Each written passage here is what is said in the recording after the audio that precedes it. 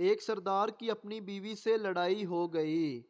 तू मैं इतनी बढ़ गई कि सरदार ने हाथ जोड़कर कहा, बस कर मेरी माँ।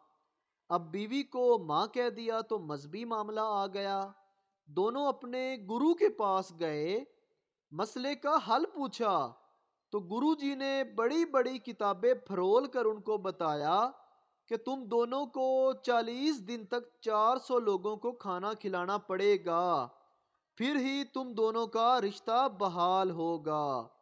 बस जी, बहुत खर्चा हुआ। सरदार जी ने घर की एक एक चीज बेच दी। 40 दिन तक 400 लोगों को खाना पूरा किया। 41वें दिन दोनों मियाँ बीवी खाली घर में अकलौती चारपाई पर बैठे थे, एक दूसरे का मुंह देख रहे थे कि सरदारनी बोली, ये सब कुछ तेरी वजह नाल होया है सरदारा। सरदार गुस्से से अपनी बीवी को घूरने लगा और कहा, फिर छेड़ती पई है अपने प्यो नू। अब फिर दोनों अपने गुरु जी के पास पहुंच चुके हैं।